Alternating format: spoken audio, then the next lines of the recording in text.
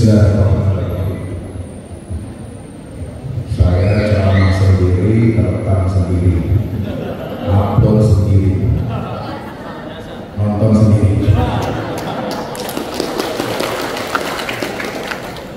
Bismillah, alhamdulillah, wassalatu wassalamu ala rasulillah Muhammad bin Abdillah wa ala alihi wa ashabihi wa man tabi'ahu wa nasarahu wa wala. La hawla wa la quwwata illa billah. Subhanaka la ilma lana illa ma 'allamtana innaka antal alimul hakim. Rabbi zidna ilma warzuqna fahma. Uhayyikum bi tahiyyatil Islam. Assalamualaikum warahmatullahi wabarakatuh. Pertama, mari kita bersyukur kepada Allah Subhanahu wa taala atas nikmatnya, limpahan karunia, taufik dan hidayahnya. Kita alhamdulillah dapat berkumpul di Masjid Raya Universitas Muhammadiyah Cirebon.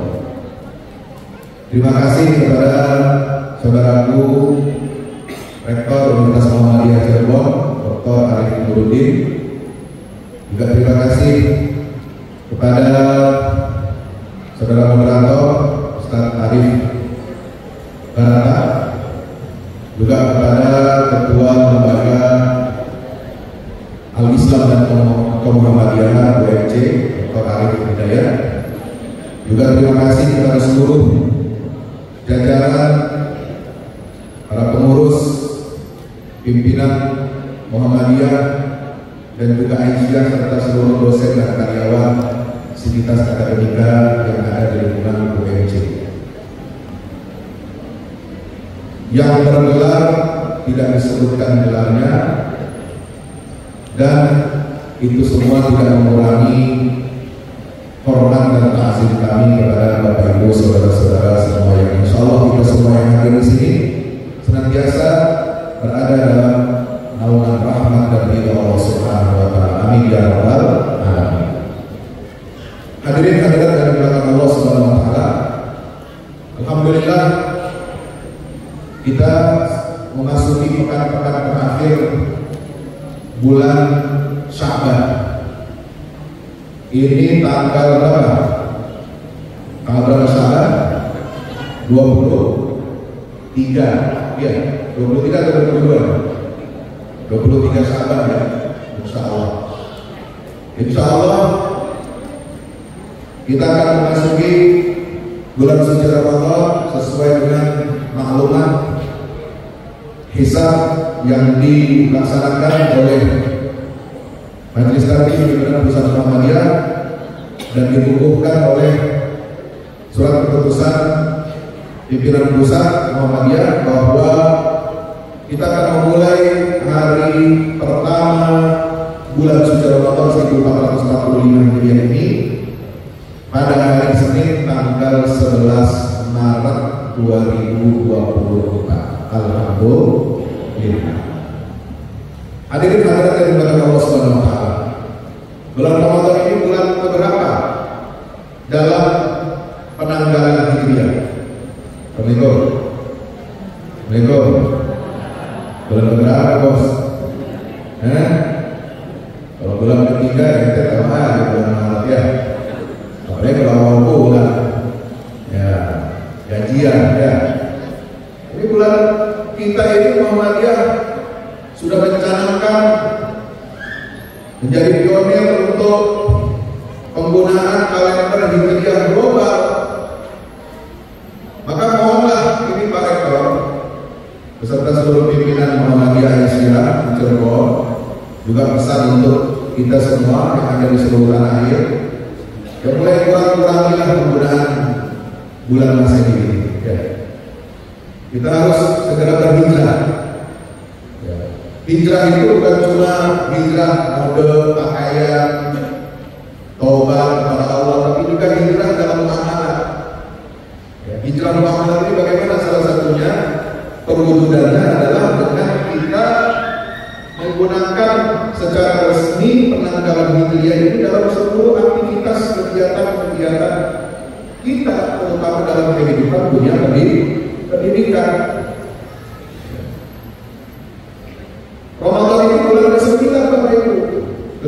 Betul? Betul? Ya. Pertama apa? Muharram, Safar, Rabiul Awal, Rabiul Akhir, Jumadil Awal, Jumadil Akhir, Rajab, Sya'ban, Ramadan, Syawal, Zulqa'dah, masalah gampang itu awalnya. Bisa dalam salah satu tulisan yang sering disebarkan oleh para pakar kita, para ahli kita, di antaranya Profesor Dr. Nono Saksono itu kan, kenapa alasan kita Muhammadiyah ini menggunakan kalender Hijriah global supaya kita ini tidak punya hutang. Salah satunya, supaya kita punya hutang apa? Tidak punya hutang zakat. Karena penghitungan zakat itu satu tahun itu dihitungnya dengan penanggalan di Hijriah. Dengan salah Bapak Ibu, yang punya zakat penghasilan, zakat profesi, zakat pertanian, zakat tambang. Kalau ada usaha tambang itu, ya ada di usaha tambang. Halo, ya kita punyanya tali tambang ya. Yang ditarik-tarik aja tali tambangnya bulan Agustus tanggal 17. Tapi tambangnya yang punya siapa? Orang sebelah. Ya. Dari negara sono, negara sebelah ya. Kita nggak punya tambangnya, kita punya tarik tambang doang. Kita punya hutang. Ya. Kalau hitungan zakat kita setiap tahun meleset, ya.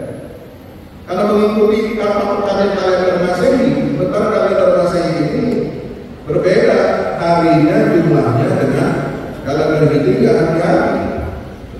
Ya. Contoh umur saja. Ya. Umur Bilal Muhammadiyah antara yang Masehi dengan Hijriah itu berbeda-beda. Berbeda-beda. 19, 12, 2024 berapa tahun? Assalamualaikum. 112 tahun. Tapi kalau Hijriahnya udah 116. Betul. Betul. Berarti kalau kita bayar zakatnya baru 112 kali, kita masih punya hutang kita tahu nggak bayar zakat. Ya.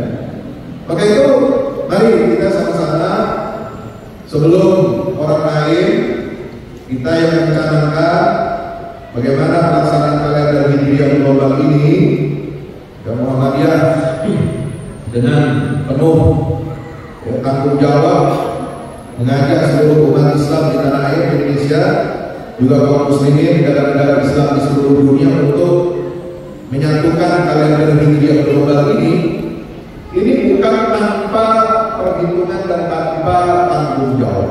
Ini adalah tanggung jawab peradaban kita dan juga tanggung jawab keumatan kita, karena penanggalan Hijriah ini apa kaitannya dengan pelaksanaan syariat Islam. Puasa pakai tanggal Hijriah, haji pakai tanggal Hijriah. Yas'alunaka 'anil ahillah qul mawaqitu lin-nasi wal hajj. Al-hajj ashhurun ma'lumat. Bayar zakat juga pakai penanggalan Hijriah. Maka itu nanti kalau bisa dibuat edaran dari rektor, ya, bagaimana sistem penggajiannya sampai penghitungan zakatnya ini sesuaikan dengan bulan Hijriah. Insya Allah. Supaya apa? Supaya nggak terasa. Jadi Bapak Ibu nanti nggak terasa. Oh ini udah tengah bulan nih, akhir bulan, ya dompet kokek, gitu ya. Nggak ada istilah kokek. Nggak ada istilah dompet tipis kalau kita pakai Hijriah, betul? Ya. Kenapa? Karena bulan Hijriah itu dinamis. Dinamis. Apa rahasia? Kalau kita bicara tentang bagaimana hikmah kita berpuasa di bulan Ramadan, kenapa kita diperintahkan oleh Allah Subhanahu wa taala untuk berpuasa? Faman syahida minkum asyhara falyaqum. Kenapa bulan puasa itu mengikuti bulan penanggalan Hijriah, peredaran bulan bukan peredaran matahari? Karena Allah ingin mendidik kita semua hamba-hambanya umat Islam ini agar kita bisa ditempa, kita bisa kuat, kita bisa mematuhi semua perintah-perintah dan larangan Allah dalam situasi apapun, dalam kondisi apapun, dalam cuaca dan musim apapun. Coba pernahkah Bapak Ibu puasa? Puasanya bulan Desember gitu. Ada? Nggak ada kan? Puasanya putar. Ya, ada yang dapat puasa Desember terus nanti kemudian maju sampai sekarang kita bulan Maret. Tahun depan, tahun berikutnya lagi kita akan maju lagi puasa sampai bulan Februari. Bulan Januari itu bedanya 10 hari. Ya, setiap tahun kita akan memulai puasa itu berkurang 10 hari dari penanggalan masih kita 10 atau 11 hari. Kenapa ini semua terjadi? Apa hikmah kali itu? Ya karena kita mentaati perintah Allah itu, tunduk kepada perintah Allah itu, harus mengikuti kehendak Allah, dan kita harus siap digembleng, ditempa, diuji oleh Allah, fisik kita, badan kita, kekuatan jiwa dan mental kita ditempa dalam kondisi cuaca dan musim apapun. Kita berpuasa, ada yang berpuasa pernah di bulan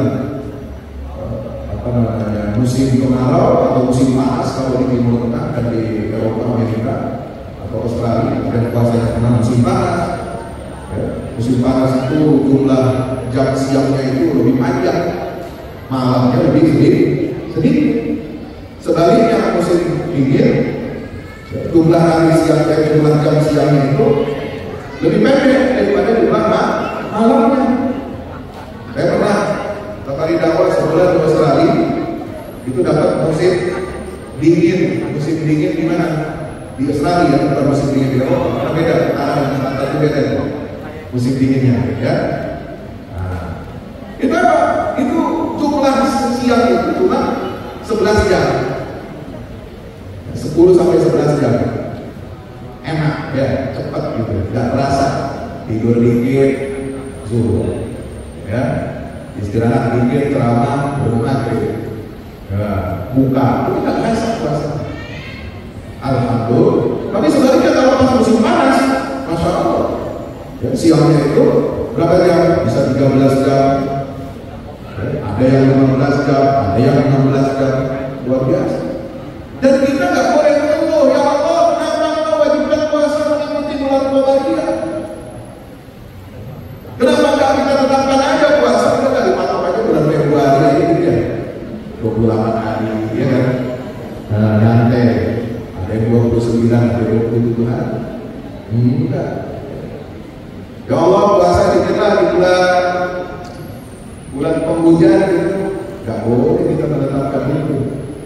Yang punya ganda dan kuasa dalam aturan syariat ini adalah Allah Subhanahu wa Ta'ala. Tujuannya adalah supaya Muslim ini menjadi tentara-tentaranya Allah yang siap apapun untuk ditempa dan diterjunkan dalam medan perjuangan dan jihad menegakkan kalimat Allah Subhanahu wa Ta'ala. Insya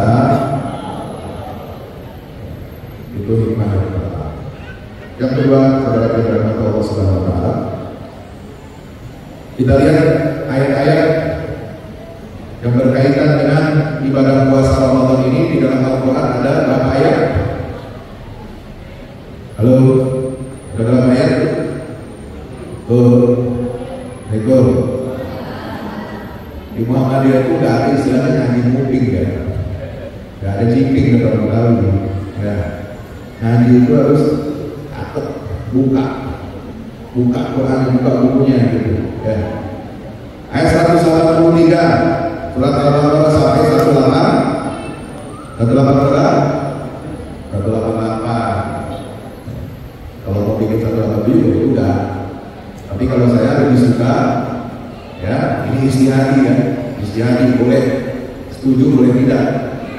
Ya, kalau saya biasa menjelaskan ayat ibadah puasa itu dari 183 sampai 188, artinya 6 ayat itu sambung menyambung, semuanya isinya tentang maqasid syariah daripada ibadah puasa. Mulai dari seruannya, tujuannya, ya, kenapa disyariatkan, apa dispensasi, ya, keringanan-keringanan dalam pelaksanaan ibadah puasa buat siapa saja, kenapa dilaksanakan wajibnya puasa itu di bulan Ramadan dipilih oleh Allah, kenapa kemudian syariat itu ada hikmahnya, yuridullahu bikumul yusra wala yuridu bikumul usra, kemudian walikumul iddah walikumul, kemudian kenapa, bagaimana prakteknya ibadah puasa itu dari terbit fajar sampai terbenam matahari, apa yang dihalalkan pada malam hari, apa yang diharamkan pada siang hari, sampai ditutup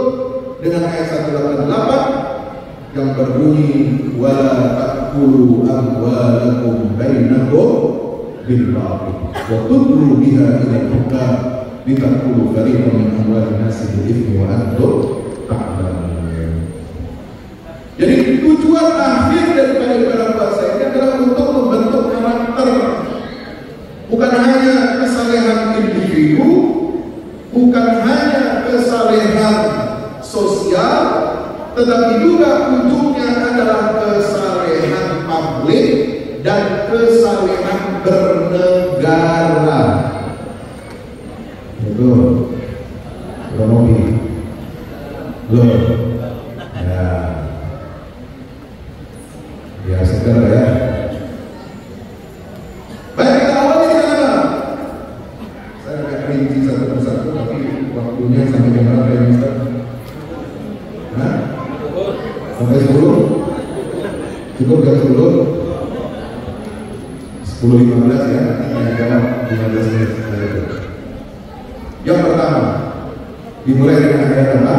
Ya ayyuhalladzina, karena di Muhammadiyah ini sistem pengajiannya kayak kuliah. Ya, kita harus runut ini. Ya. Ada tujuan pembelajarannya, ada rencana, ada RPS ya. Saya begini dosen juga. Ada RPS lah, ada kontrak belajar, macam-macam lah.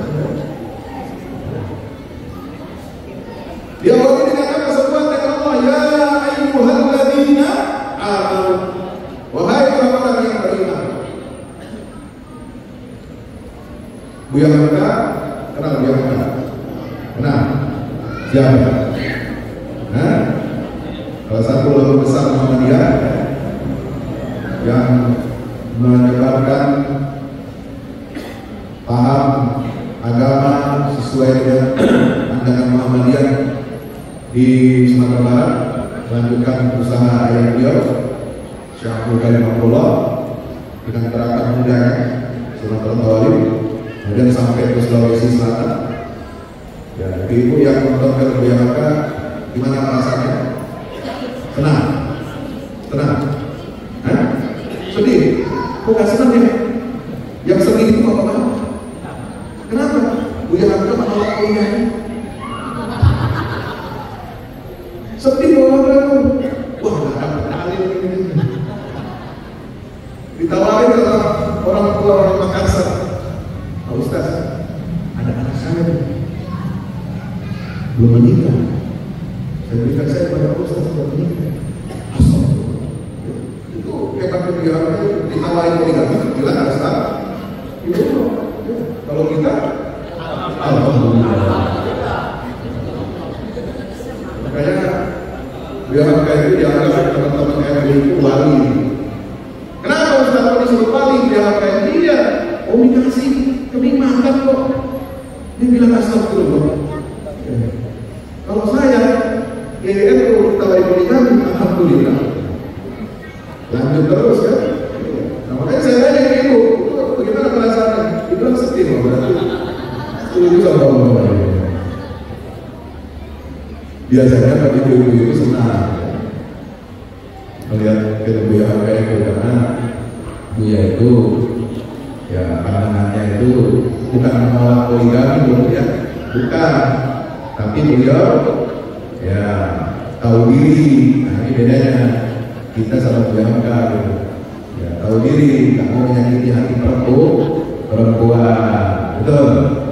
Karena ada masa lalu juga di keluarga beliau, ya poligami akhirnya ya kurang berhasil lah kira-kira begitu, sehingga memberikan pengaruh yang kurang baik kepada Buya Hamka di masa kecilnya. Tapi alhamdulillah, kalau Bapak Ibu lihat dalam tafsir Al-Azhar, Buya Hamka itu ketika menjelaskan ya ayyuhalladzina amanu itu mengutip perkataan Abdullah bin Mas'ud radhiyallahu anhu, seorang sahabat Nabi yang mengatakan kalau orang beriman disasar, ya, diseru oleh Allah dengan panggilan oleh orang-orang yang beriman, mestinya kita ini yang dipanggil dan merasa dirinya beriman harus apa? Harus sikap, harus siap untuk menerima dan mendengarkan perintah apa yang ada setelah seruan wahai orang-orang yang beriman. Ternyata ketika Allah menyebutkan kutiba alaikum usia, diwajibkan atas kamu berpuasa kama kutiba alal ladzina min qablikum, maka kita sebagai orang-orang yang beriman, orang-orang yang memiliki keimanan di dalam dadanya, kita harus apa?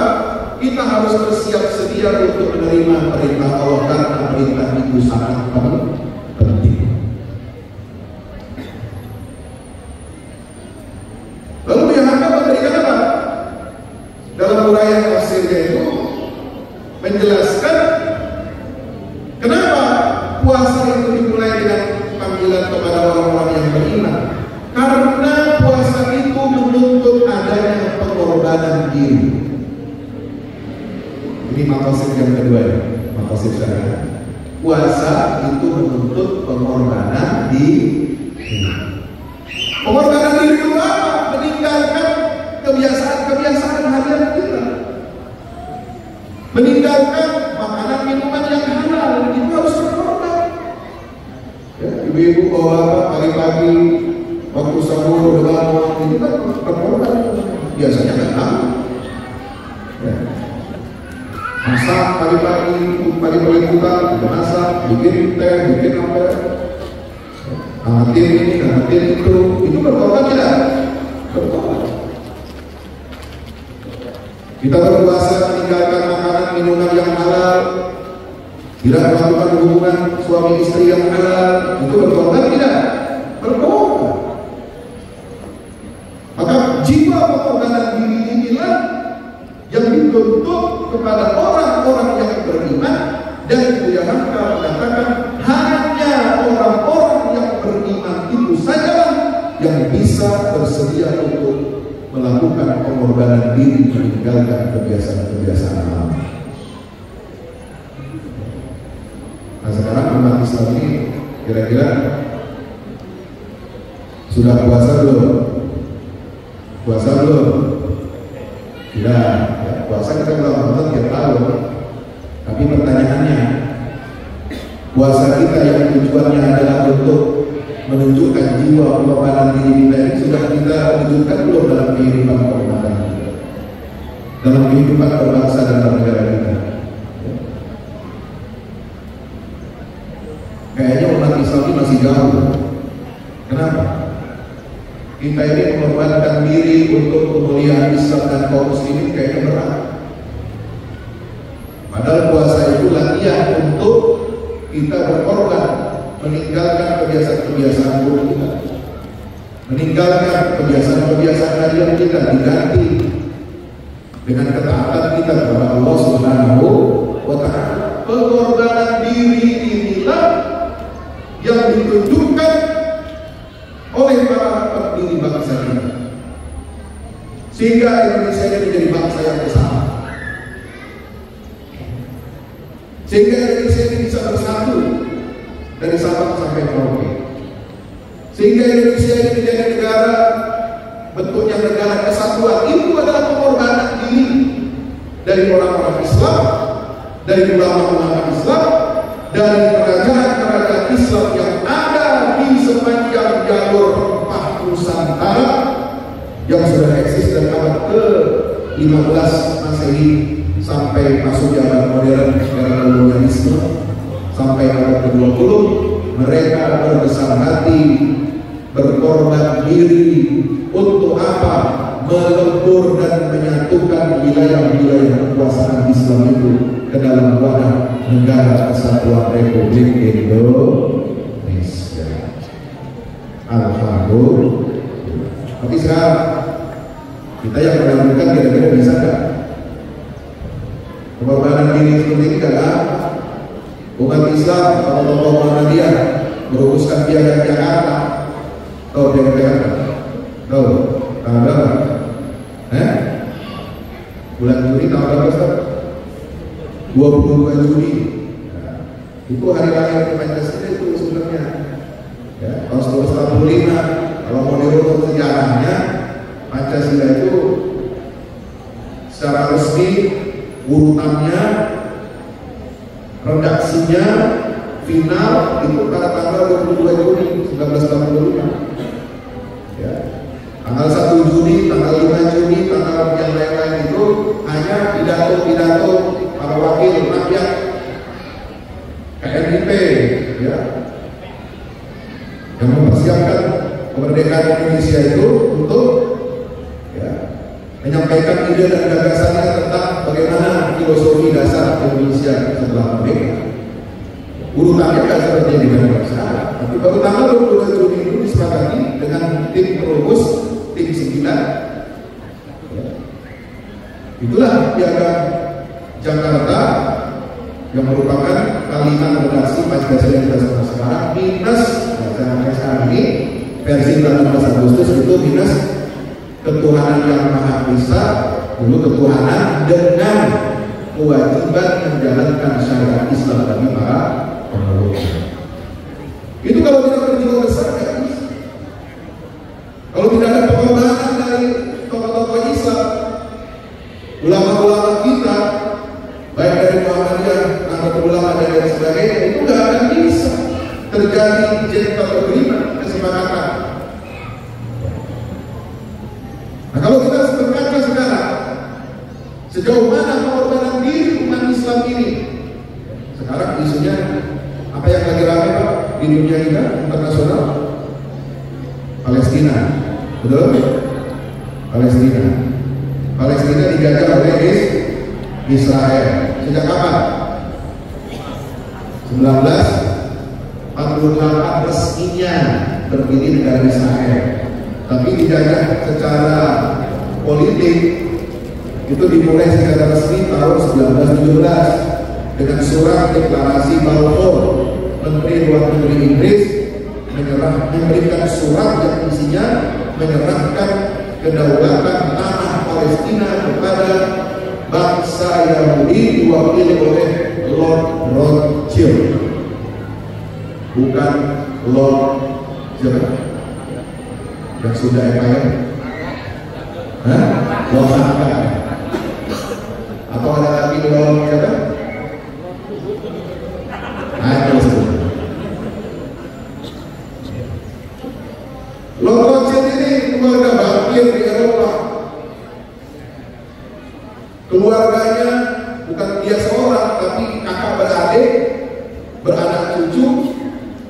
Total kekayaan keluarga Rothschild sekarang ini sudah mencapai angka 20 triliun dolar. Generasi ketiga Rothschild, Jacob Rothschild, kemarin baru nanti ya, hari Senin kemarin, ada kabar di surat kabar. Dia meninggalkan harta 5 triliun dolar. 5 triliun dolar itu segimana Pak Ustaz? Kebayang? 5 triliun rupiah aja ada kebayang? Enggak, ini dolar. Kalau dirupiahin, ya itu buat bisa beli apa itu? Sejuta buat dolar apa ya? 5 triliun dolar, keluarga besar Rothschild itu 20 triliun dolar.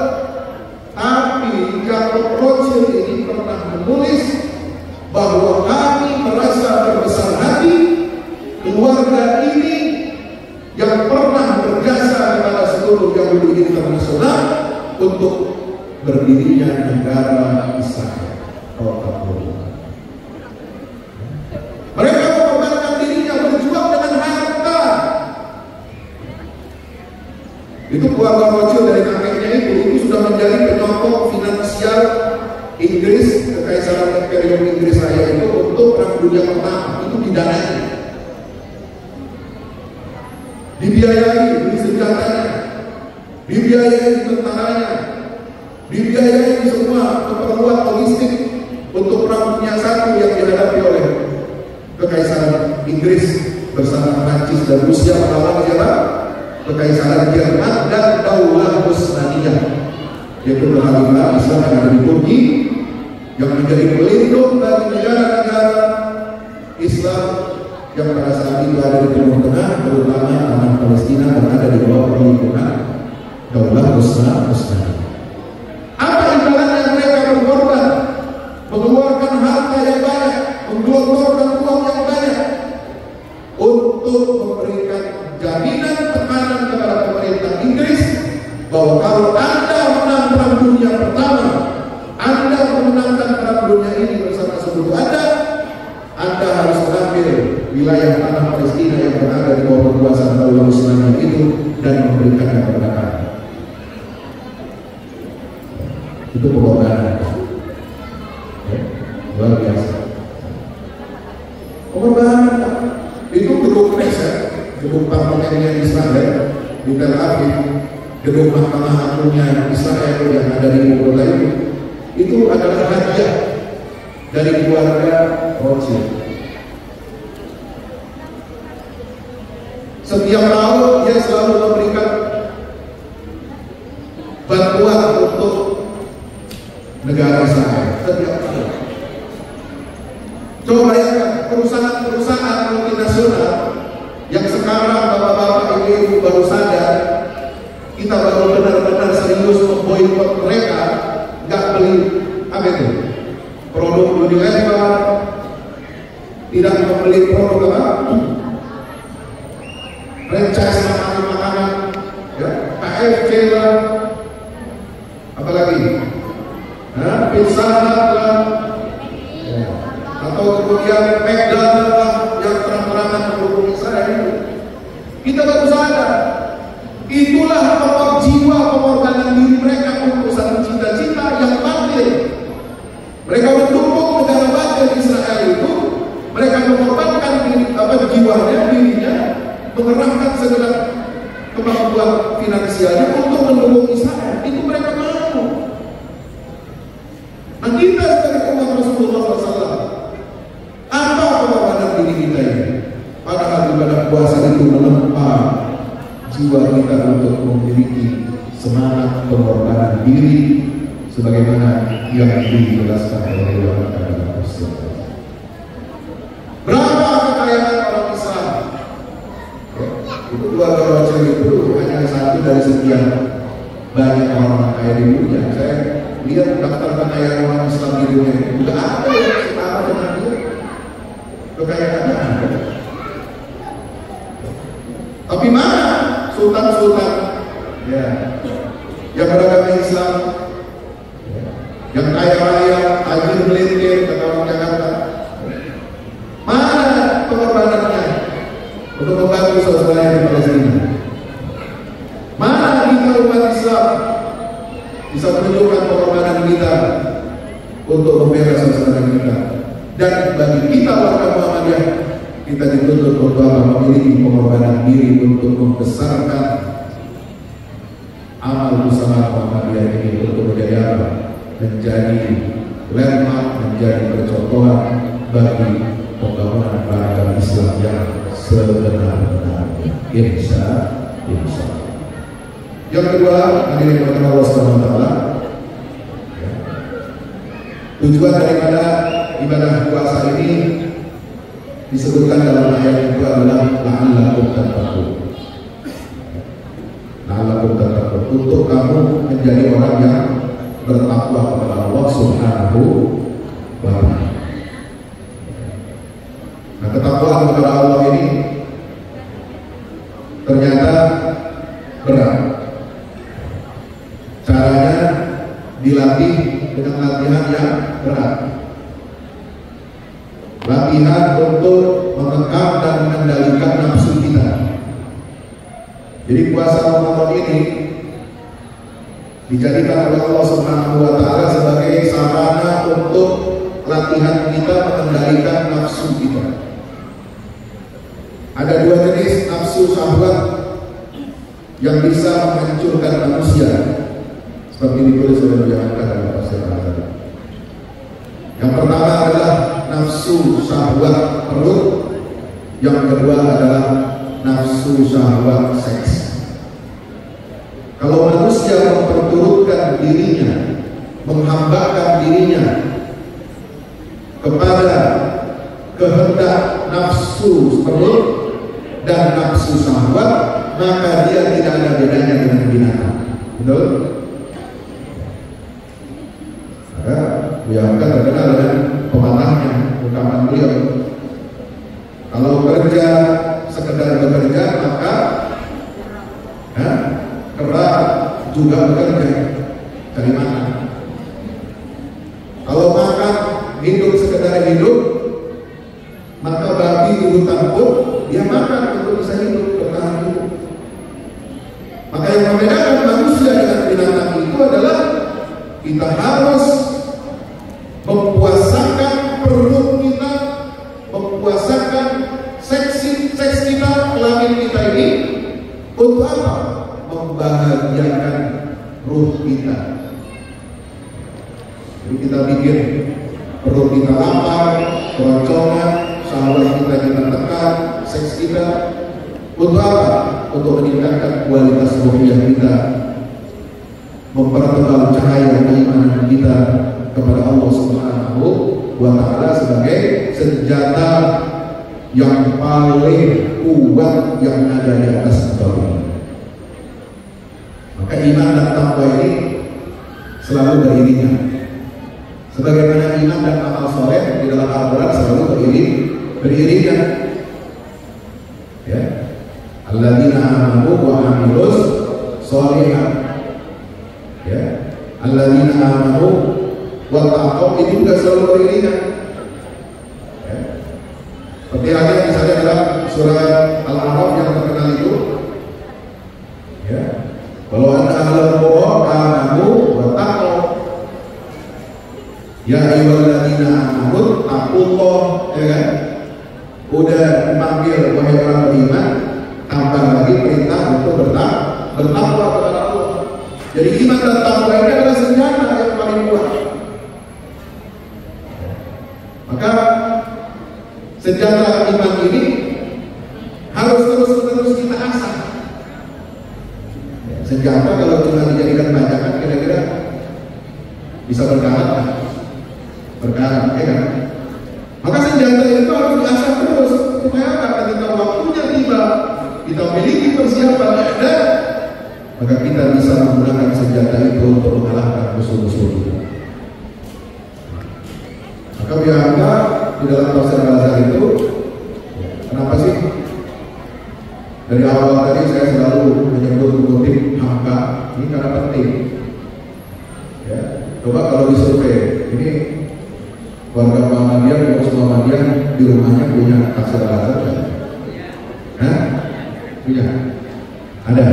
Ada yang nggak punya angkat tangan? Angkat tangan yang nggak punya? Yuk, yang kalau saya survei. Yang nggak punya? Sini ibu ada yang nggak punya? Banyak ya? Yang punya? Ya. Banyak kan yang punya atau yang nggak punya? Banyak kan yang nggak punya? Ini sedih juga ya. Kalau orang Muhammadiyah nggak punya tafsir yang ditulis oleh ulama Muhammadiyah.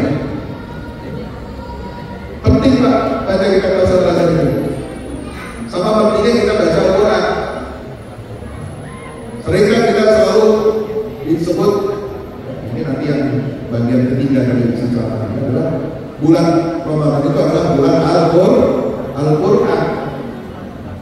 Syahrul Ramadan alladzi unzila fihi Qur'an. Kalau di pesantren-pesantren dulu kita suka diajarkan kalau mau khatam Quran pakai rumusnya, ya ada rumusnya. Mau khatam Quran seminggu sekali, dalam 7 hari bisa khatam Quran. Apa rumusnya? Pakai rumusnya fa mi bi syarubin. Fa mulai baca dari hari pertama surat Al-Fatihah sampai surat An-Nisa. Mim hari kedua mulai dari surat Al-Maidah, ya, sampai surat apa? Itu sebelum surat Yusuf apa? Hud ya? Apa? Nah hari ketiga itu mulai dari surat Yusuf. Fa Al-Fatihah mulainya hari pertama, Mim surat Al-Maidah mulainya, kemudian dia surat Yusuf hari ketiga sampai ba itu surat Bani Israel itu 19, itu hari depan. Shin ya, di Shin itu surat Asy-Syu'ara. Jadi Anda baca hari kelima surat apa? Bani Israel hari keempat, Bani Israel sampai surat Asy-Syu'ara, hari kelima mulai surat Asy-Syu'ara. Hari keenam mulainya baca wow, itu was-saffat bis-saffat. Kemudian Qaf hari ketujuh surat Qaf sampai surat An-Nas. Itu kalau Anda mau khatam Quran dalam 7 hari. Bisa? Halo? Susah ya? Hah? Bisa nggak? Ya, paling nggak yang gampang ada. Pak Ustaz gimana khatam Quran di bulan Ramadan? Ya, supaya bisa 1 kali aja sebulan khatam, ya, 1 hari 1 juz. Setiap waktu sholat, selesai sholat wajib, selesai sholat fardu, baca 2 halaman, 2 lembar, ya, 2 lembar, 1 hari jadi 10 hari, 10 lembar itu sudah 1 juz. Ini bisa. Kalau mau khatam Qurannya sebulan 2 kali, tinggal nambah lembarnya yang habis baca seperti sholat fardu 4 lembar setiap habis subuh, 4 lembar habis zuhur, 4 lembar habis asar, 4 lembar habis maghrib. Nah, habis maghrib saya ada saksi baca Qurannya 4 lembar habis maghrib kan? Iya, enggak. Sadar, mau Isya begini ya, terawih susah. 4 lembar habis sholat Isya atau sholat terawih. Itu kalau mau 2 kali khatam Quran. Kalau mau 3 kali dalam 1 bulan, ya 3 kali lagi. Ya, jadi berapa? 2 kali 2 4, jadi 8. 4 dikali lipatnya, ya, jadi 8 lembar setiap habis sholat terawih. Kembali kepada yang bahwa iman dan takwa ini adalah senjata yang paling kuat yang dimiliki oleh kita sebagai umat Rasulullah SAW. Dan senjata itu harus terus diasah, dilatih dengan apa? Dengan ibadah puasa Ramadan. Karena puasa Ramadan adalah latihan kita untuk bertakwa kepada Allah Ta'ala. Kenapa? Karena kita ketika buat puasa itu meninggalkan apa saja yang halal. Makan yang halal kita tinggalkan, minuman yang halal kita tinggalkan, istri yang halal kita tinggalkan. Maksudnya kita kerja, bukan tinggal lari. Maksudnya kagak disentuh. Oh, disentuh boleh Pak Ustaz? Iya, tapi jangan berlebihan. Ya. Jangan sampai bercumbu. Nah, itu. Kalau bercumbu ada selebihnya, repot mungkin. Itu halal semua. Kita biasakan setiap hari terbiasa di siang hari bulan Ramadan dari terbit fajar sampai terbenam matahari. Maka apa tujuan daripada ibadah seperti itu adalah supaya kita mampu dan kuat untuk meninggalkan perkara-perkara yang memang aslinya adalah haram dan dilarang oleh Allah Subhanahu wa Ta'ala. Itulah jiwa orang-orang ini. Itulah tuntutan orang-orang yang bertakwa kepada Allah. Nah, iman dan takwa ini senjata PHK menjelaskan ayat 64 surat Al-Baqarah. Apa ayatnya? Bunyinya, "Falaula fadlullahi 'alaikum wa rahmatuhu lakuntum minal khasirin." Ada yang kata Al-Baqarah? Belum. Bego. Kalau ada kata Al-Baqarah saya kasih aja. Hah? Ada? Falaula fadlullahi 'alaikum wa rahmatuhu. Kalau bukan karena karunia Allah dan rahmatnya, kalau bukan karena Allah memberikan kesempatan kepada kalian Bani Israel, membuka kesempatan buat Bani Israel untuk bertobat, memperbaiki diri. Dengan cara bagaimana? Dengan cara beriman kepada risalah yang dibawa oleh Nabi Muhammad SAW. Lakuntum minal khasirin, sudah sejak lama kalian pasti menjadi orang-orang yang rugi dan binasa. Maka di situ keterbiaan iman kepada Rasulullah ini menjadi kata kunci. Kata kunci untuk kemenangan umat Islam. Bani Israel saja, kalau dia mau selamat dunia akhirat, kuncinya adalah beriman kepada Rasulullah. Bersyahadat, tunduk kepada perintah Allah dan menjalankan syariat Nabi kita Muhammad SAW. Itu Bani Israel. Apalagi kita umat Rasulullah, umat Islam. Nah sayangnya kita ini, umat Islam ini, kata beliau, sudah lama meninggalkan senjata iman yang telah Allah berikan kepada kita dan menukar senjata itu dengan senjata-senjata musuh. Lalu beliau mengatakan apa? Itu yang menyebabkan kekalahan orang-orang Arab, negara Arab, negara Islam. Tahun 67 dalam perang Israel melawan Israel itu apa? Perang Arab Israel itu berapa hari, Pak? Cuma 6 hari. Berapa hari? 6 hari. Negara-negara Arab Muslim yang jumlahnya ada 7 negara, lalu menjadi 13 negara, bahu-membahu perang melawan Israel, kalah. Cuma dalam 6 hari. Kalau sekarang kaum muslimin yang ada di Gaza, Palestina itu melawan Israel sampai sekarang tidak menyerah. Tidak pernah mereka meninggalkan bendera putih. Tidak pernah rakyatnya di Gaza dan di Barat keluar dari negerinya, mengungsi keluar supaya Israel bisa mengambil alih tanah mereka. Mereka tidak pernah menyerah, padahal sudah 146 hari. Apa yang membedakan dua kondisi ini? Apakah Gaza sekarang punya pasukan militer, tank-tank hebat, pesawat tempur seperti negara-negara lainnya? Tidak ada. Yang mereka punya cuma apa? Cuma roket-roket buatan lokal, cuma senjata-senjata sederhana, gak punya tank, gak punya pesawat tempur yang bisa membombardir kota-kota Israel, tidak di wilayah kedudukan mereka.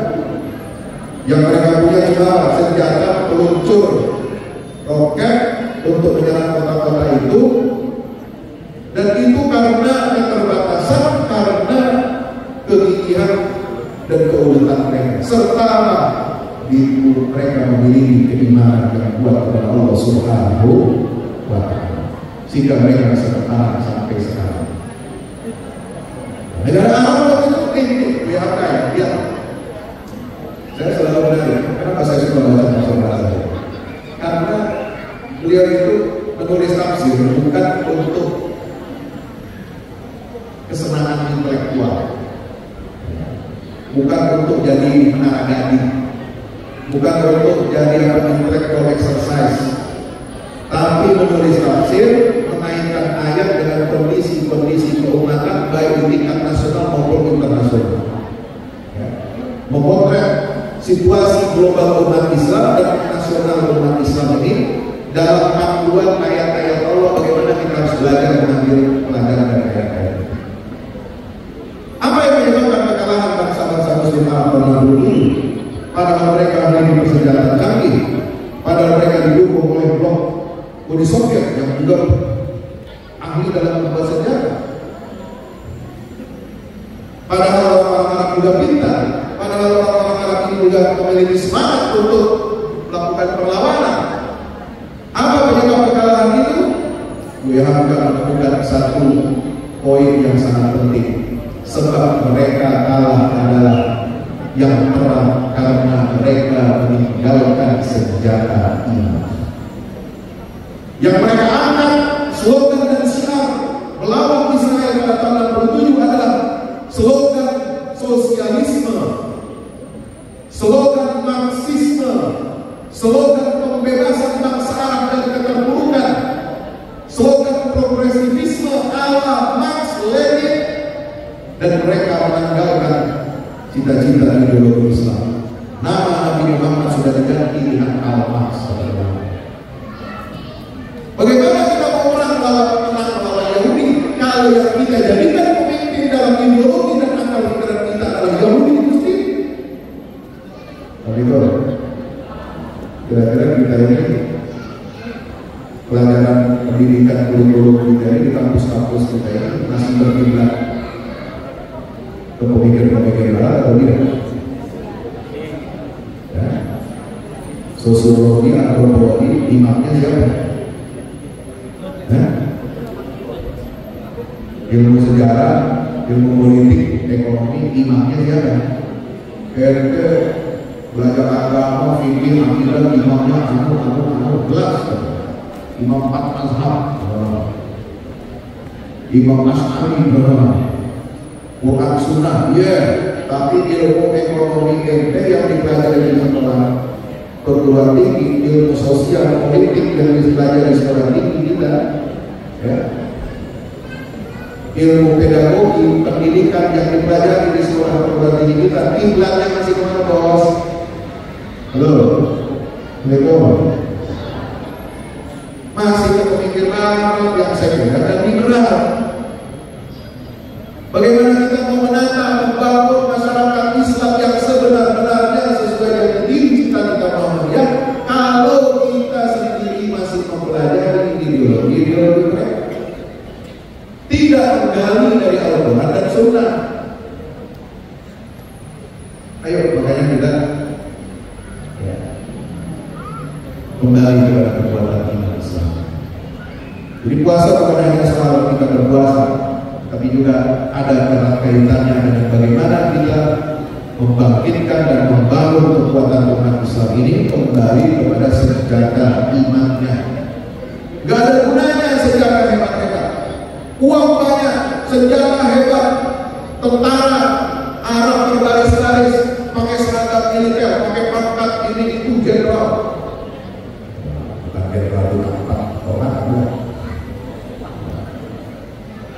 Masih bantuan turun dari helikopter pakai pangkat jenderal, keren.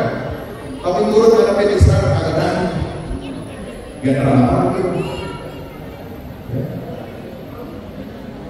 Yang berani menghadapi Israel di jalur Gaza dan Palestina siapa? Nggak pakai pangkat bos. Ada pangkatnya? Mayor, Pangkat, Kolonel, Pangkat, Barat itu Barat berhidup. Yang menghadapi Israel bertahan mereka sampai detik ini adalah pasukan yang hafal Quran. Itu yang disebut dengan katibatul hufaz, iman, ilmu, takwa, keimanan. Ini yang membentuk basis kekuatan umat Islam ini untuk menghadapi musuh-musuh. Maka itu saudara-saudara yang terakhir, semangat kita untuk berpuasa di Ramadan ini adalah menjadikan Ramadan ini sebagai bulan turunnya Al-Quran. Kenapa Allah pilih puasa kewajiban kita berpuasa ini di bulan Al-Quran? Jawabannya ada di surat Al-Baqarah 185. Yaitu apa? Syahrul Ramadan alladzi unzila fihi al-Quran hudan lin-nas wa bayyinatin minal huda wal furqan. Allah mewajibkan kita berpuasa di bulan Ramadan ini karena Allah memilih Ramadan itu sebagai bulan turunnya Al-Quran. Kalau Allah turunkan Al-Quran bulannya Muharram, maka puasanya juga bulan Muharram. Ini kata para ulama, bukan saya. Saya ambil ini dari maksud mana? Ya. Kalau Allah turunkan Quran itu pilih bulan Ramadan itu Rabiul Awal, puasanya juga bulan Ramadan.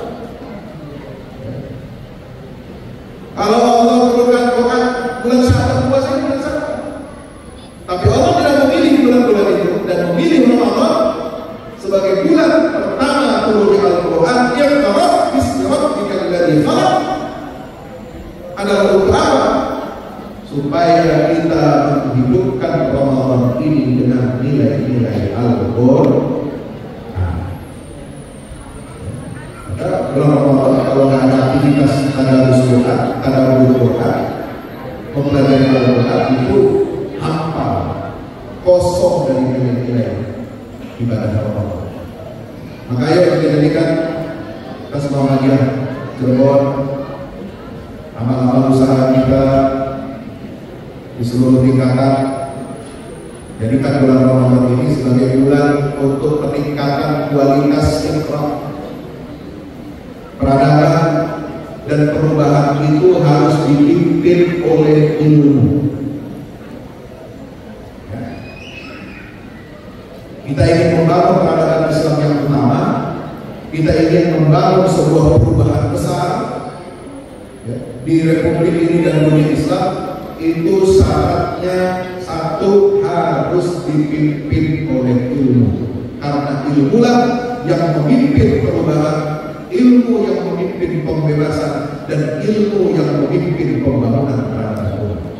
Maka Allah Ta'ala turunkan ayat pertama di bulan Ramadan itu adalah ayat tentang ilmu. Iqra bismi rabbikal ladzi khalaqal insana min 'alaq. Iqra wa rabbukal akram alladzi 'allama bil qalam 'allamal insana ma lam ya'lam.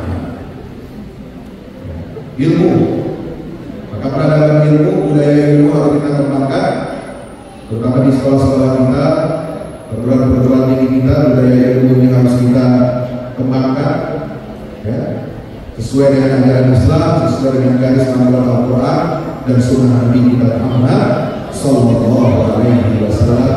Dan yang terakhir, tujuan utama output dari ibadah puasa ini disebutkan di ayat 188, wala taqulu amwalakum bainakum bil batil.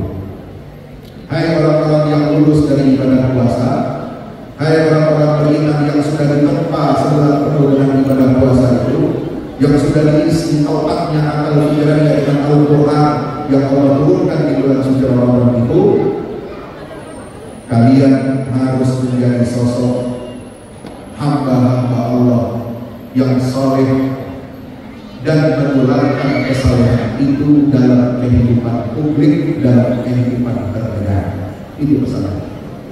Kenapa? Orang yang lulus pada puasa Allah katakan, jangan kamu makan harta-harta kamu di antara kamu dengan cara yang batil. Jangan korupsi, jangan curang, jangan manipulasi, jangan makan anggaran, jangan makan suara juga. Siapa jadi semangat?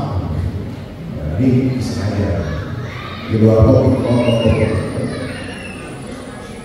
Jangan melakukan kecurangan, jangan melakukan manipulasi, jangan makan harta orang dengan cara yang batil. Jangan kamu memberikan sogok kepada para penguasa dan hakim-hakim untuk memakan harta manusia dengan cara yang batil.